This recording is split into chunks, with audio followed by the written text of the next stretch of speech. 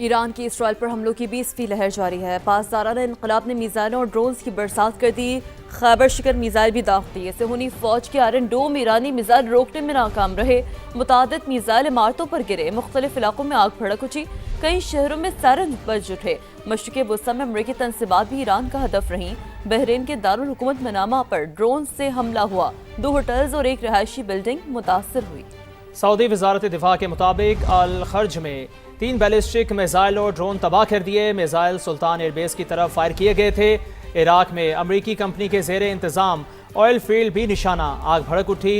बसरा में अमरीकी F-35 तैयारा गिरने की इतलात हैं, ताहम अमरीकी सेंटकॉम ने इन इतलात को गलत करार दिया है। दुबई और अबूधाबी के मुख्तलिफ इलाके भी धमाकों से गूंज उठे। एयरपोर्ट के करीब भी धमाके सुनाई दिए। अमाराती वजारत दिफा के मुताबिक ईरान से आने वाले मिसाइलों और ड्रोन्स को तबाह कर दिया गया। बहरीन में अमरीकी फौजी अड्डे के करीब आग भड़क के मुताबिक ईरान की जानिब से अब तक 212 बैलिस्टिक मिसाइल और 394 ड्रोन्स दागे जा चुके हैं। कतरी वजारत दिफा के मुताबिक अमरीका के अल उदैद बेस पर ड्रोन हमले की कोशिश नाकाम बना दी गई। ईरान के खिलाफ अमरीका और इसराइल की जा रही है जारी। तेहरान, शिराज, करमानशाह, मरकजी और खुरासान समेत मुख्तलिफ इलाकों पर फिजाई हमले।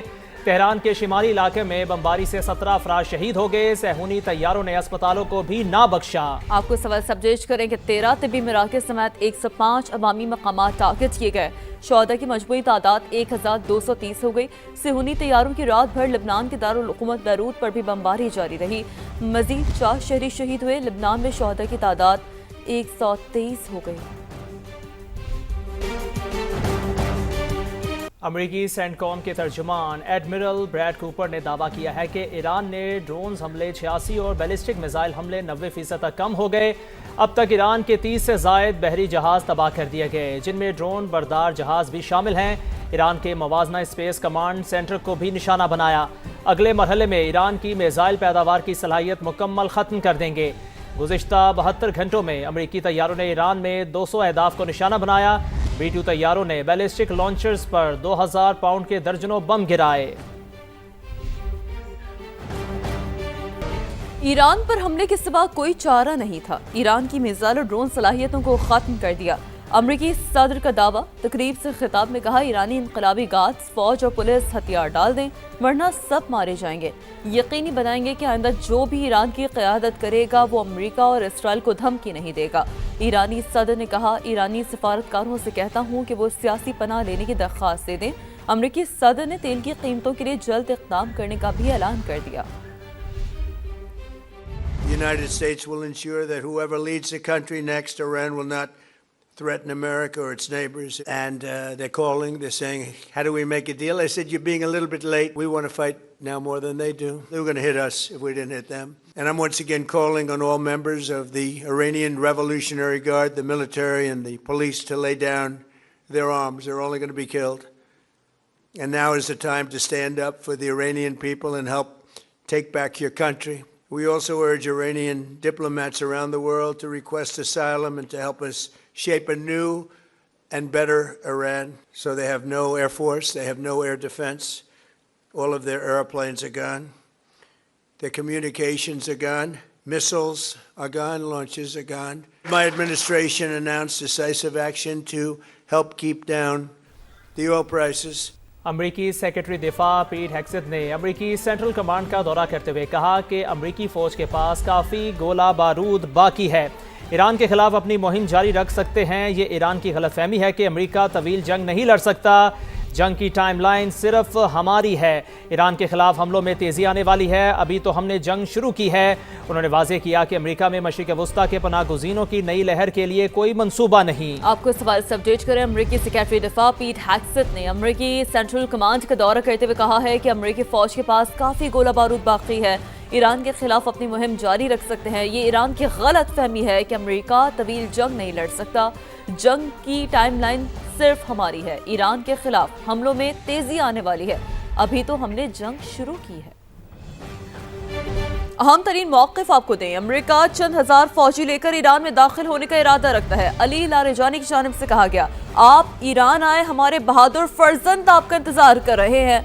हमारे जांबाज अमरीकी हुकाम को कैदी और निशाना बनाने के लिए तैयार हैं। अली लारेजानी ने ऐसा कहा है। ईरानी सरजमीन ऐसे लोगों के लिए नहीं है जो तबाही मचाना चाहते हैं। तो आपको अपडेट कर रहे हैं, अली लारिजानी की जानिब से कहा जा रहा है कि अमेरिका चंद हजार फौजी लेकर ईरान में दाखिल होने का इरादा रखता है। सदर ट्रंप का प्लान ए नाकाम हो गया। अमेरिकी ज़मीनी हमले का सामना करने के लिए तैयार हैं। ईरानी वज़ीर ख़ारजा अब्बास इराक़ची का दो टोक ऐलान। कहा इसराइल पहले का मतलब ये है कि अमेरिका आखिर में है। उन्होंने वाज़ेह किया कि ईरान ने जंग बंदी का मुतालिबा नहीं किया, किसी भी किस्म के मुज़ाकरात को मुस्तरद करते हैं। गुज़िश्ता हफ्ते से स्टीव विटकॉफ या जैरेड कश्नर से कोई राबता नहीं हुआ। अमरीकी टारपेडो से निशाना बनने वाला बहरी जहाज़ भारतीय मेहमान था। अमरीका ने जहाज़ को बगैर किसी वार्निंग के निशाना बनाया। कतर ने LNG की पैदावार बंद करने का ऐलान कर दिया। दुनिया भर में गैस का शदीद बहरान पैदा होने का खदशा है। दुनिया भर को 20% LNG कतर सप्लाई करता है। गैर मुल्की खबर एजेंसी के मुताबिक कतर के पैदावारी यूनिट्स को ईरानी हमलों में निशाना बनाया गया। अब न हुर्मुज़ की बंदिश से भी सूरत-ए-हाल ज़्यादा बिगड़ी है। LNG की पैदावारी सलाहियत बहाल होने में 1 माह लगेगा। तो आपको इस बारे से अपडेट करें, बड़ी अहम खबर है LNG की हवाले से। कतर ने LNG की पैदावार बंद करने का ऐलान कर दिया है और दुनिया भर में गैस का शदीद बहरान पैदा होने का खदशा बताया जा रहा है। इस ऐलान के बाद रॉयटर्स ये रिपोर्ट कर रहा है दुनिया भर को 20% LNG कतर सप्लाई करता है। गैर मुल्की खबर एजेंसी के मुताबिक कतर की पैदावारी यूनिट्स को ईरानी हमलों में निशाना बनाया गया। अब न हुर्मुज़ की बंदिश से भी सूरत-ए-हाल ज़्यादा बिगड़ी है। अमेरिका का तेल की आलमी मंडी पर दबाव कम करने के लिए बड़ा फैसला। खबर एजेंसी के मुताबिक अमेरिका ने समुद्र में मौजूद रूसी तेल की फरोख्त की इजाज़त दे दी। ये छूट सिर्फ 30 दिन के लिए दी गई है। अहम खबर जिससे आपको आगाह कर रहे हैं, खबर एजेंसी रॉयटर्स के मुताबिक अमेरिका का तेल की आलमी मंडी पर दबाव कम करने के लिए बड़ा फैसला। अमेरिका ने समुद्र में मौजूद रूसी तेल की फरोख्त की इजाज़त दे दी। मशरिक़ वस्ता में कशीदगी, मुल्क में ईंधन के मुमकिन बहरान से निपटने का मिशन। वज़ीर आज़म शहबाज शरीफ ने आज हंगामी इजलास बुला लिया। कौमी एक्शन प्लान पर गौर होगा। मुमकिन तेल बहरान से निपटने के लिए हंगामी इक़दामात की मंजूरी दी जाएगी। पेट्रोलियम मसनूआत की कीमतों का हफ्तावार तयन एजेंडे में शामिल। ज़राए के मुताबिक पेट्रोल डीजल की ज़ख़ीरा अंदोज़ी और स्मगलिंग पर सख्त कार्रवाई होगी। LNG, LPG, कुदरती गैस तरजीही शोबों को फराहम की जाएगी। काबीना की इक़्तिसादी राब्ता कमेटी का अहम इजलास भी आज तलब। तालीमी इदारों में ऑनलाइन क्लासेस और वर्क फ्राम होम समेत मुतादिद तजावीज़ दी जाएंगी। कॉर्पोरेट सेक्टर समेत निजी इदारोों में भी वर्क फ्राम होम से मुतालिक सिफारिशात तैयार की गई हैं। मशरिक़ वस्ता में कशीदा सूरत हाल के बाइस RLNG की सप्लाई मुतासिर। रमज़ान के लिए ऐलान करदा शेड्यूल पर नज़रसानी का फैसला कर लिया। सहर इफ्तार में सार्फिन को गैस की फराहमी यकीनी बनाई जाएगी। दीगर औकात में गैस लाइन पैक को मद्देनजर रख कर दी जाएगी। पुराना शेड्यूल बहाल करने का अभी कोई फैसला नहीं हुआ। रमज़ान में घरेलू सार्फिन को गैस की फराहमी अव्वलीन तरजीह। CNG, कमर्शियल इंडस्ट्रियल सार्फिन को गैस की सप्लाई मुतासिर होगी। वज़ीर आज़म मोहम्मद शहबाज शरीफ के मलेशियन वज़ीर आज़म और इंडोनेशिया के सदर से टेलीफोनिक राब्ते मशरिक़ वस्ता की कशीदा सूरत-ए-हाल पर तशवीश का इजहार किया गया। रहनुमाओं ने सिफाती राब्ते जारी रखने पर इत्तफाक किया। वज़ीर आज़म शहबाज शरीफ ने कहा ईरान पर इसराइली हमलों और खलीजी ममालिक के खिलाफ कार्रवाइयों पर शदीद तशवीश है। तमाम रियासतों की खुद मुख्तारी और इलाक़ाई सालमियत का एहतराम UN चार्टर के मुताबिक यकीनी बनाना चाहिए। दोनों रहनुमाओं से गुफ्तगू में वज़ीर आज़म ने जोर दिया कि तमाम फ़रीक़ तहम्मुल का मुज़ाहरा करें, कशीदगी कम करें और मसाइल सिफारतकारी के ज़रिए हल करें। वज़ीर आज़म ने दोनों रहनुमाओं को अफ़गानिस्तान से मुताल्लिक़ हालिया पेशरफ्त और दहशतगर्दी के खिलाफ पाकिस्तान की कोशिशों से आगाह किया। पाकिस्तान कशीदगी के खात्मे के लिए कोशिश कर रहा है। वज़ीर आज़म और फील्ड मार्शल ने कोशिशें की जो अब भी जारी हैं कि ये जंग बंद हो। राना सनाउल्लाह की प्रोग्राम नदीम मलिक लाइव में गुफ्तगू। कहा PTI को वज़ीर आज़म हाउस में ब्रीफिंग में जाना चाहिए था। पाकिस्तान मियां शहबाज शरीफ साहब ने और फील्ड मार्शल साहब ने भरपूर तरीके से कोशिश की है और अब भी वो कोशिश जारी है, जंग जो है ये बंद हो जाए। और पाकिस्तान इस वक्त भी इस कोशिश में है कि ये मामला जो है ये दोबारा नेगोशिएशन टेबल पे आए। इस मकसद के लिए पाकिस्तान ना सिर्फ ख़ुद अपने तौर पे कोशा है बल्कि जो दूसरे इस्लामी ममालिक हैं उनके साथ भी राब्ते में है और उनको भी बीच में जो है वो हम कोशिश कर रहे हैं कि वो भी अपना किरदार अदा करें।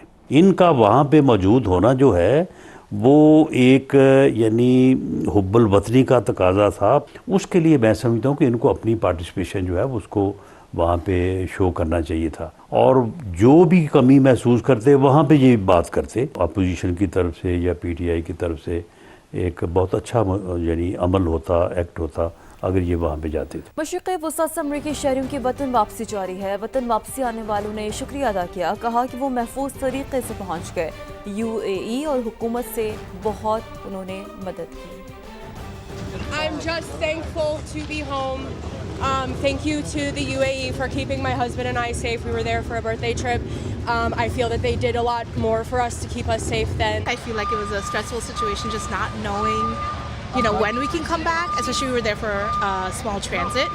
So that was really difficult, but we were able to get back, and now we feel really good to be back home. Even in the rain and the snow, it feels good to be back. I think it was more about the uncertainty of when you're coming back. Because again, city felt safe. The king was walking on Dubai Mall by March 1st, 2nd. Our hotel was actually next to, we could see the US consulate in Dubai from our window. We ended up actually checking out that morning, and then that same night, there was a drone attack on it, so. Bharat का एक और तैयारा गिर कर तबाह। रूसी साख्ता सखोई तैयारा आसाम में गिरा। तैयारे का कंट्रोल टावर से राब्ता मुंतका हो गया था। खबर एजेंसी की जानिब से ये बताया जा रहा है तैयारे का कंट्रोल टावर से राब्ता मुनक़ता हुआ और भारतीय फ़ज़ाइया ने हादसे की तहक़ीक़ात भी शुरू कर दी हैं। तो भारत का एक और तैयारा गिरकर तबाह हो गया। रूसी साख्ता सखोई तैयारा आसाम में गिरा। तैयारे का कंट्रोल टावर से राब्ता मुनक़ता हो गया था। साबिक वफाकी वज़ीर ख़ारजा साद रफ़ीक कहते हैं मुस्लिम ममालिक पाकिस्तान और सऊदी अरब जैसे दिफाई मुआहदे करें।